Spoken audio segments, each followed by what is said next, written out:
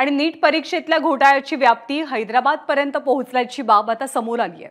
कारण हैदराबादमध्ये शिकत असलेल्या अंबाजोगाईमधल्या एका विद्यार्थिनीला एक दलालांचा फोन आल्याची माहिती मिळते आणि 80 लाखात नीट परीक्षेत 650 गुण दिले जातील असं सांगितलं गेलं। या दलालाचा फोन 2 वेळेला आला होता असं तारेक उस्मानी यांनी सांगितलं। त्यांच्याशी संवाद साधलाय गोविंद शेळके यांनी। तारेक उस्मानी जे इंजिनियर आहेत, त्यांची मुलगी शिकायला हैदराबादला होती आणि हैदराबादला असताना तिथे पण नीट परीक्षाच्या काळामध्ये त्यांना फोन आला।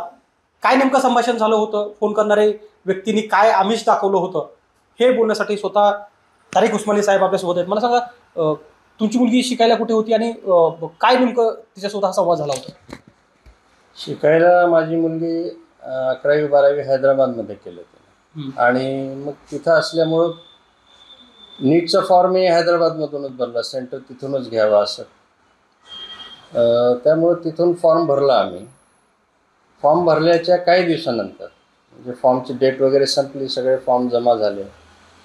फॉर्म भरल्यानंतर काही दिवसांनी, अजून ॲडमिट कार्ड वगैरे काही आले नव्हते, त्यापूर्वी एक फोन आला मुलीच्या नंबरवर की तुम्ही नीटची परीक्षा देताय आणि आम्ही तुम्हाला मार्क वाढवून देऊ, 650च्या पुढं आम्ही कशाही प्रकारे तुम्हाला मार्क मिळवून देऊ आणि आमची सेटिंग वगैरे आहे, आपण इंटरेस्टेड असाल तर आम्ही तुमचं काम करून देऊ।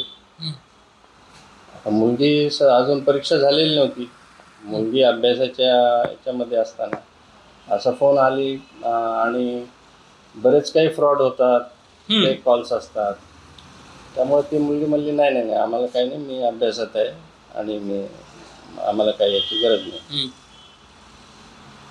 आणि ती आपल्या अभ्यासाला लागली। परीक्षा जवळ असल्यामुळे ती आपल्या याच्यामध्ये हे होती। पण दुसऱ्या दिवशी पुन्हा तिला फोन आला, काल आम्ही तुम्हाला जे सांगितलं होतं त्या बाबतीत तुम्ही काही विचार केलाय का? मुलगी घाबरून गेली। ती तर अभ्यासात ती एकटी होती, तिथं आम्ही पालक तिच्याजवळ होतो।